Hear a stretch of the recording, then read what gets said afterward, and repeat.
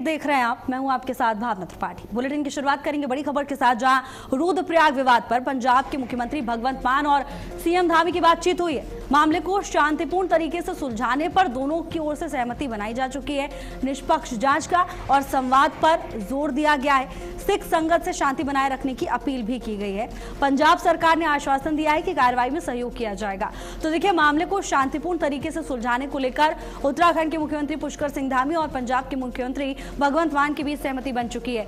यह आश्वासन दिया गया कि निष्पक्ष तरीके से पूरे मामले की जांच होगी और बेहतर संवाद किया जाएगा, जिससे पारदर्शिता के साथ न्याय संगत तरीके से पूरे मामले का निपटारा हो। पंजाब सरकार ने भी ये आश्वासन दिया है कि कार्रवाई में सहयोग किया जाएगा। स्मिता चौहान हमारे साथ जुड़ चुकी हैं, ब्यूरो चीफ। स्मिता, अब दोनों राज्यों के मुख्यमंत्रियों के बीच संवाद हुआ है, यानी अब मामला सुलझता हुआ?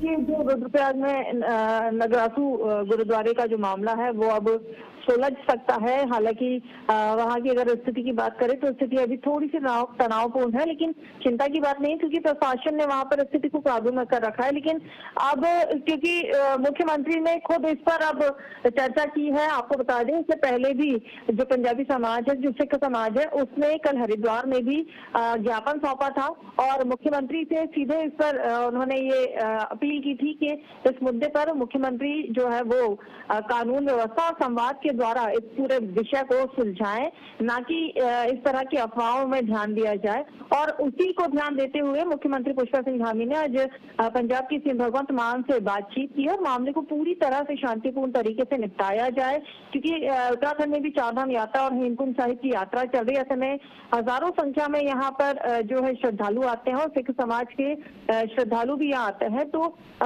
यात्रा में किसी तरह का कोई व्यवधान ना हो और श्रद्धालु आसानी से आकर यहाँ अच्छे से दर्शन कर सके, यही उनकी मंशा है और यही वजह है कि इस मुद्दे को सुलझाने के लिए मुख्यमंत्री ने खुद पहल की है। बिल्कुल स्मिता, हालांकि देखिए, एक बार दर्शकों को जरा फिर से बताइए कि आखिर ये विवाद हुआ क्यों, और ये भी जानना महत्वपूर्ण हो जाता है इससे पहले प्रशासन की ओर से क्योंकि कोशिश की गई थी, बात कहाँ पेच फंसा? दरअसल हुआ ये था कि जब ये श्रद्धालु, सिख समाज के जो श्रद्धालु हैं निहंग, ये जब हेमकुंड साहिब की यात्रा पर जा रहे थे तब एक खड़ी हुई कार में इनकी गाड़ी टकरा जाती है और वहां पर स्थानीय लोगों से इनकी बातचीत होती है। बातचीत का दौर इस तरह से चलता है कि वहां पर बातचीत जो है वो थोड़ी सी गहमा गहमी में तब्दील हो जाती है और वहां पर उनके द्वारा से तलवार निकाल ली जाती है। तो स्थानीय लोग अपने बचाव में वहां डंडा लेते हैं और इसी स्थिति को देखते हुए जो है वहां पर विवाद की स्थितियां बन जाती है और एक छोटी सी बात जो है वो एक बड़ा सा स्वरूप ले लेती है विवाद का, जिसके बाद जो है वहां पर पुलिस जो है निहंग जो सिख श्रद्धालु आए थे उन्हें अरेस्ट करती है और जिसकी वो मांग करते हैं कि जिन्हें अरेस्ट किया गया है उन्हें छोड़ दिया जाए, क्योंकि ये आपसी विवाद था जो सुलझ चुका था। लेकिन जैसे ही पुलिस अरेस्टिंग करती है मामला बिगड़ जाता है और वो काफी गुस्से में आ जाते हैं, जिसके बाद वो गुरुद्वारे पर जो है कब्जा कर लेते हैं और कब्जा करने के बाद में ये कहा जाता है कि वहां पर उन्होंने बंधक बनाया हुआ है। लेकिन जो गुरुद्वारे के ट्रस्टी हैं उनका ये कहना था कि वहां पर ऐसा कुछ भी नहीं हुआ है और वहां पर स्थितियां काबू में हैं। और उसके बाद जो है प्रशासन ने वहां पर बातचीत करने की कोशिश की। आपको बता दें कल भी जो रुद्रप्रयाग के डीएम है विशाल मिश्रा और जो एसपी हैं निहारिका तोमर, तो दोनों ही वहां पर पहुंचे थे और उन्होंने जो है उनसे बात करने की कोशिश की थी, लेकिन उन्होंने बात करने से मना कर दिया लगातार। हालांकि कोशिश जरूर की गई थी, लेकिन उन्होंने इस बात को सुनने से मना कर दिया था और उनकी यही मांग थी कि जिन्हें अरेस्ट किया गया है उन्हें छोड़ दिया जाए। तो वो किसी तरह का कोई दंड नहीं बचाएंगे, किसी तरह की वो कोई वहां पर ऐसी व्यवस्थाएं को अव्यवस्थित नहीं करेंगे। लेकिन अगर उनकी बातों को नहीं माना जाएगा तो जरूर वो उग्र आंदोलन कर सकते हैं, उन्होंने ये चेतावनी दी थी। हालांकि प्रशासन ने उन्हें समझाया, बातचीत की और आज नतीजा ये है कि स्थितियां काबू में है। हालांकि तनाव है, लेकिन फिर भी वहां पर हम ये कह सकते हैं कि स्थिति इतनी ज्यादा बिगड़ी नहीं है कि किसी तरह की कोई दिक्कत या परेशानी हो। और आज मुख्यमंत्री ने खुद इस पर पहल करते हुए जो है बातचीत की है पंजाब के सीएम भगवंत मान से। बिल्कुल स्मिता, और देखिए राहत की बात यह है कि दोनों राज्यों के मुख्यमंत्री की तरफ से सकारात्मक रवैया ही देखने को मिला है। पंजाब सरकार की ओर से भी आश्वासन दिया गया है कि सहयोग होगा। इधर उत्तराखंड में भी सीएम ने कहा है कि कार्रवाई होगी तो निष्पक्षता के साथ होगी, पारदर्शिता के साथ होगी। स्मिता, आपने बताया कि अभी भी स्थिति बेहतर है लेकिन तनाव अभी बना हुआ है। प्रशासन की ओर से मॉनिटरिंग के क्या कुछ इंतजाम?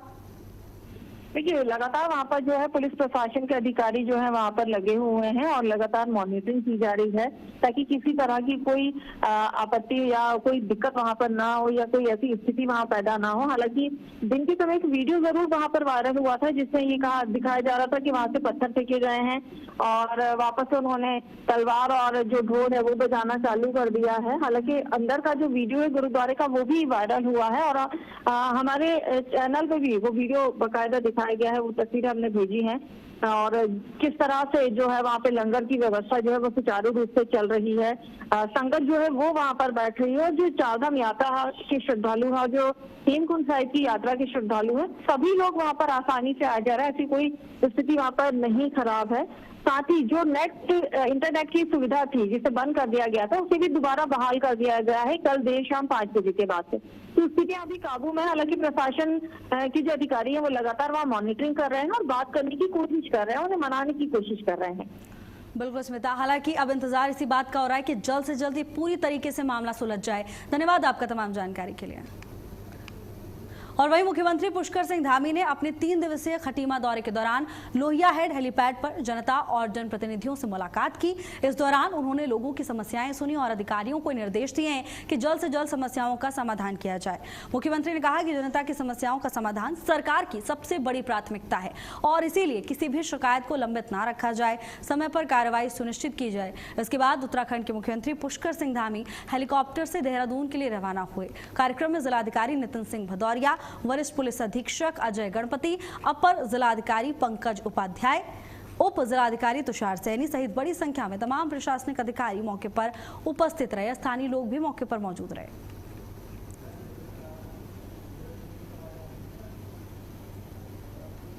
उत्तराखंड के खटीमा से तमाम तस्वीरें सामने आ रही हैं जहां लोहिया हेड हेलीपैड पर मुख्यमंत्री पुष्कर सिंह धामी उतरे और यहां पर उनका भव्य स्वागत किया गया। लोगों में उत्साह देखने को मिला। तो साथ ही सीएम ने खुद लोगों की समस्याएं सुनी, आश्वासन दिया कि जल्द से जल्द सभी समस्याओं का समाधान होगा। उन्होंने ये भी कहा कि सरकार की प्राथमिकता है कि लोगों को किसी तरह की परेशानी ना हो। और देखिए महिलाओं में खासा उत्साह देखने को मिला जहां मुख्यमंत्री, ये वो तस्वीर जहां एक एक कर मुख्यमंत्री खुद सभी की शिकायतों को सुनते हुए नजर आ रहे हैं और ये भव्य स्वागत मुख्यमंत्री का किया गया। एक खास भेंट भी उन्हें दी गई। महिलाओं ने फूलों की माला देकर मुख्यमंत्री पुष्कर सिंह धामी का जोरदार स्वागत किया। मुख्यमंत्री ने हाथ जोड़कर सभी का अभिवादन स्वीकार किया है। तमाम तस्वीरें उत्तराखंड के खटीमा से सामने आ रही हैं जहां सीएम पुष्कर सिंह धामी खुद मौके पर पहुंचे और लोगों की समस्याएं सीएम ने सुनी। ये भी कहा कि सरकार की प्राथमिकता यही है कि लोगों को किसी तरह की परेशानी ना हो। अगर जनता को किसी तरह की समस्या आ रही है तो जल्द से जल्द उस समस्या का समाधान किया जाए। लोहिया हेड में सीएम धामी ने जनता दरबार लगाया। यहां पर उनका जोरदार स्वागत हुआ। मौके पर पहुंचने पर और खुद खटीमा में सीएम पुष्कर सिंह धामी ने लोगों की समस्याएं सुनी। तो भारी संख्या में लोग मुख्यमंत्री के पास अपनी समस्याएं लेकर पहुंचे, लेकिन उसके पहले सीएम धामी का जोरदार स्वागत किया गया। मुख्यमंत्री ने सभी का अभिवादन स्वीकार किया। और वहीं देहरादून में मॉनसून से पहले धामी सरकार पूरी तरह से अलर्ट मोड पर आ गई है। मुख्यमंत्री पुष्कर सिंह धामी ने आपदा से निपटने की तैयारियों को मजबूत करने के लिए प्रदेश भर में मॉक ड्रिल कराने के निर्देश दिए। ये मॉक ड्रिल 2 जुलाई को राज्य के सभी 13 जिलों में आयोजित की जाएगी, जिसमें 70 नए स्थानों पर आपदा प्रबंधन का अभ्यास किया जाएगा। साथ ही 30 जून को सभी जिलों में टेबल टॉप एक्सरसाइज भी की जाएगी, जिसमें आपदा की विभिन्न परिस्थितियों को लेकर अधिकारियों द्वारा तैयारियों की समीक्षा की जाएगी। सरकार का उद्देश्य कि मानसून के दौरान किसी भी आपदा की स्थिति में त्वरित और प्रभावी प्रतिक्रिया दी जा सके। प्रशासन को सभी जरूरी तैयारियां समय पर रहते पूरी करने के निर्देश दिए गए हैं।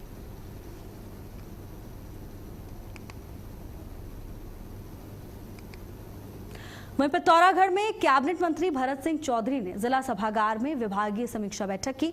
इस दौरान उन्होंने ग्रामीण विकास, पीएमजेएसवाई, पशुपालन, मनरेगा, प्रधानमंत्री आवास योजना, राष्ट्रीय ग्रामीण आजीविका मिशन, एमएसएमई और खादी एवं ग्रामो उद्योग सहित कई विभागों की योजनाओं की प्रगति का जायजा लिया।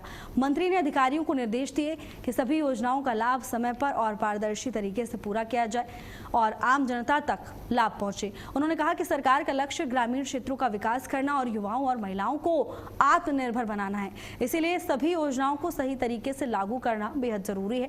उन्होंने ये भी कहा कि पिथौरागढ़ में विकास कार्य संतोषजनक रूप से चल रहे हैं और प्रशासन पूरी जिम्मेदारी के साथ काम कर रहा है। बैठक में अधिकारियों ने अपनी समस्याएं भी रखी, जिनके समाधान के लिए मंत्री ने जरूरी दिशा निर्देश दिए हैं। तो पिथौरागढ़ में मंत्री भरत चौधरी ने समीक्षा बैठक की, जहां तमाम बड़े चेहरे भी मौजूद रहे और विकास योजनाओं की प्रगति का मंत्री ने जायजा लिया है। तमाम तस्वीरें पिथौरागढ़ से सामने आ रही हैं, जहां योजनाओं के तेज क्रियान्वयन के निर्देश देते हुए नजर आए। साथ ही ये भी कहा कि ग्रामीण विकास योजनाओं को जल्द से जल्द क्रियान्वयन में तेजी लाई जाए और लोगों तक बेहतर तरीके से इन योजनाओं का लाभ पहुंचाया जाए, जिससे ज़्यादा से ज़्यादा लोग योजनाओं का लाभ उठा सकें और लाभार्थियों को इस दौरान किसी भी समस्या का सामना ना करना पड़े। ग्रामीण विकास योजनाओं को लेकर मंत्री की महत्वपूर्ण बैठक पिथौरागढ़ में मंत्री भरत चौधरी ने महत्वपूर्ण समीक्षा बैठक की।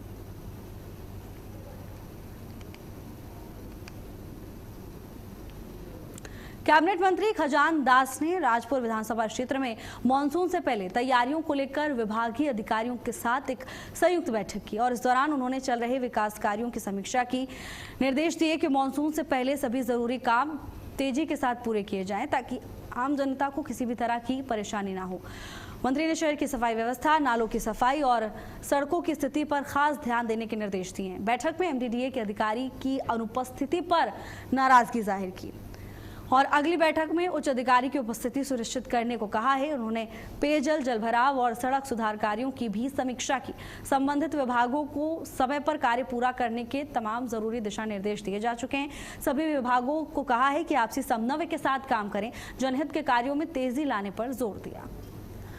तो देहरादून में महत्वपूर्ण बैठक हुई है, जहां मानसून से पहले शासन और प्रशासन पूरी तरह से सक्रिय नजर आ रहा है। शहर की व्यवस्थाओं को दुरुस्त करने के आदेश बैठक के दौरान दिए गए। कैबिनेट मंत्री ने साफ कहा कि मानसून सीजन आने से पहले ही सभी तैयारियां पूरी तरह से दुरुस्त कर ली जाएं। आज मानसून को देखते हुए एक सभी कार्यदायी जो संस्थाएं हैं जो शहर के अंदर काम कर रही है, उसकी एक बैठक आहूत की गई है और सभी विभागों के अधिकारियों को ये निर्देशित किया गया कि मानसून आने से पहले अपने अपने डिपार्टमेंट में जो वर्क होने हैं, चाहे वो सफाई व्यवस्था को लेकर के हो, चाहे नाले हो, उनकी सफाई होनी चाहिए।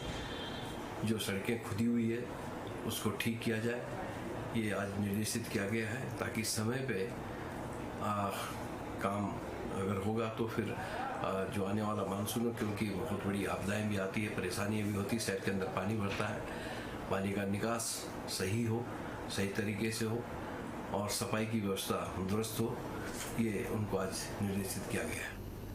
देहरादून के मुख्य सचिव आनंद वर्धन ने एमडीडीए के सिटी फॉरेस्ट पार्क का निरीक्षण किया। करीब 12 एकड़ से अधिक क्षेत्र में फैले इस पार्क में पहुंचकर विभिन्न सुविधाओं और व्यवस्थाओं का उन्होंने जायजा लिया। निरीक्षण के दौरान पार्क में आने वाले लोगों से सीधी बातचीत की, उनसे उनका फीडबैक लिया और सुविधाओं के बारे में भी जानकारी जुटाई है। मुख्य सचिव ने पार्क के रखरखाव, स्वच्छता और आगंतुकों को मिलने वाली सुविधाओं की समीक्षा की। संबंधित अधिकारियों को आवश्यक दिशा निर्देश भी दिए गए। इस दौरान पार्क को और बेहतर बनाने पर भी चर्चा की गई। तो देखिए, उत्तराखंड के देहरादून में पार्क की विभिन्न सुविधाओं का जायजा लेने के लिए मौके पर पहुंचे और लोगों से सीधा संवाद किया। आसपास मौजूद लोगों से जाना कि कैसी व्यवस्थाएं हैं और कहीं ऐसा तो नहीं कि उन्हें कोई परेशानी आ रही हो। मुख्य सचिव आनंद वर्धन खुद मौके पर पहुंचे। उन्होंने पार्क का निरीक्षण किया, क्या कुछ व्यवस्थाएं हैं, क्या सुविधाएं वहां पर आने वाले लोगों को दी जा रही हैं। ये खुद लोगों से बातचीत कर जाना, समझा, फीडबैक लिया। एमडीडीए के सिटी फॉरेस्ट पार्क का निरीक्षण करते हुए मुख्य सचिव नजर आए। टिहरी में चारागाह भूमि की नीलामी के विरोध में ग्रामीणों ने जोरदार प्रदर्शन किया। नाराज ग्रामीणों ने डीएम कार्यालय पहुंचकर धरना दिया और प्रशासन के खिलाफ नारेबाजी की। उनका आरोप है कि उनकी पैतृक जमीन को नीलाम करने की कोशिश की जा रही है, जो गलत है। ग्रामीणों ने चेतावनी दी कि यदि उनकी मांगों पर जल्द सुनवाई नहीं हुई तो बड़ा आंदोलन करेंगे।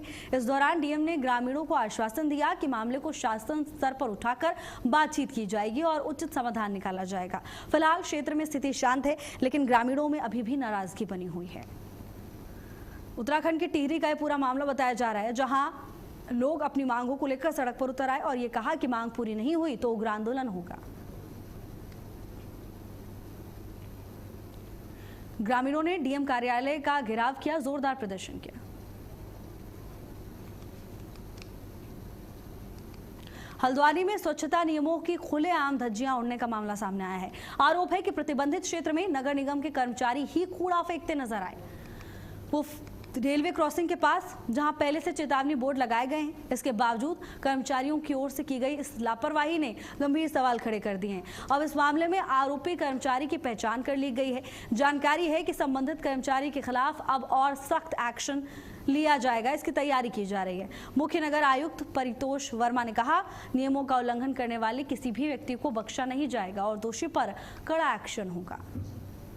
उत्तराखंड के हल्द्वानी से ये हैरान कर देने वाली तस्वीर सामने आ रही है, जहां स्वच्छता नियमों की खुलेआम धज्जियां उड़ाई जा रही हैं। प्रतिबंधित क्षेत्र में निगम कर्मचारी खुद ही कूड़ा फेंकते हुए नजर आ रहे हैं, यानी जिस पर जिम्मेदारी है वो खुद यहां पर नियम के खिलाफ जाकर काम करता हुआ दिखाई दे रहा है। चेतावनी बोर्ड यहां पर लगा हुआ है, लेकिन इसके बावजूद लापरवाही का ये मामला अब सुर्खियों में है।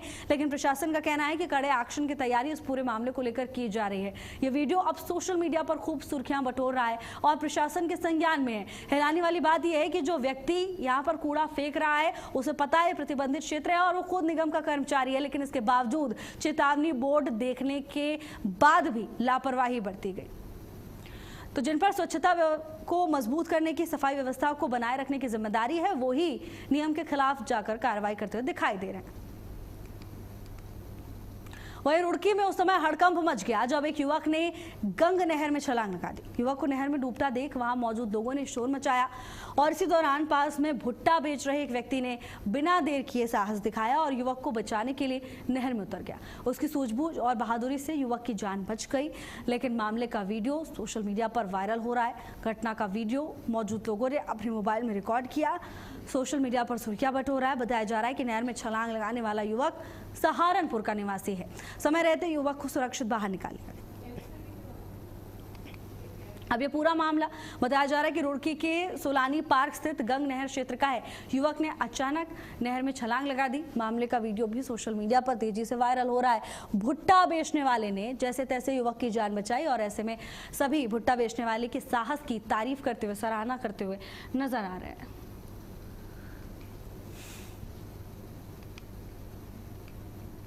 उधम सिंह नगर पुलिस ने फर्जी शस्त्र लाइसेंस के आधार पर हथियार रखने वाले एक बड़े नेटवर्क का खुलासा किया है। मुख्यमंत्री पुष्कर सिंह धामी के अपराध मुक्त देवभूमि के संकल्प को आगे बढ़ाते हुए एसएसपी अजय गणपति के निर्देशन में चलाए जा रहे ऑपरेशन प्रहार के तहत ये कार्रवाई की गई। पुलिस ने 2 आरोपियों को गिरफ्तार किया है। उनके पास से अवैध पिस्टल बरामद की गई है, राइफल बरामद किया गया है, जिंदा कारतूस और कूट रचित शस्त्र लाइसेंस, साथ ही मोबाइल फोन भी प्रशासन ने बरामद किए हैं।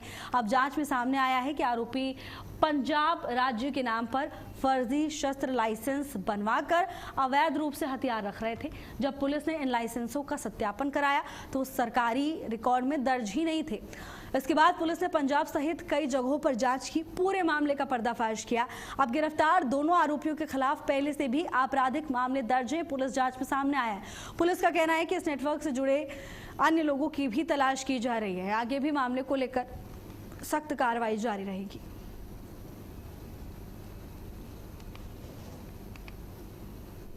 हल्द्वानी में कैलाश मानसरोवर यात्रा की सभी तैयारियां पूरी कर ली गई हैं। कुमाऊं मंडल विकास निगम द्वारा यात्रा से जुड़ी सभी व्यवस्थाओं को अंतिम रूप दे दिया गया है। इस साल यात्रा का संचालन उत्तराखंड से किया जा रहा है। यात्रा दल 4 जुलाई को टनकपुर पहुंचेगा और 5 जुलाई को पहला दल नाभी ढांग के लिए रवाना होगा। इस बार कुल 10 दल यात्रा पर जाएंगे और दल में करीब 50 श्रद्धालु शामिल होंगे। यात्रा के सुचारू संचालन के लिए प्रशासन ने सभी तैयारियां पूरी कर ली हैं। टनकपुर से सभी दल आगे की यात्रा के लिए अब प्रस्थान करेंगे। 4 जुलाई को टनकपुर यात्रा पहुंचेगी और प्रशासन की ओर से पुख्ता इंतजाम। रुद्रप्रयाग की एसपी निहारिका तोमर ने बयान जारी किया और कहा कि चारधाम यात्रा पूरी तरह से सुरक्षित और सुचारू रूप से चल रही है। उन्होंने साफ किया कि यात्रा पर किसी भी तरह की कोई रोक टोक नहीं है, श्रद्धालु बिना किसी चिंता के दर्शन कर सकते हैं। एसपी ने कहा कि हेमकुंड साहिब और चारधाम यात्रा दोनों ही निर्बाध रूप से जारी है। लोगों से अपील की है कि किसी भी तरह की भ्रामक पोस्ट या अफवाहों पर ध्यान न दें। साथ ही चेतावनी दी कि सोशल मीडिया पर गलत जानकारी फैलाने वालों के खिलाफ बड़ा एक्शन लिया जाएगा, सख्त कार्रवाई की जाएगी।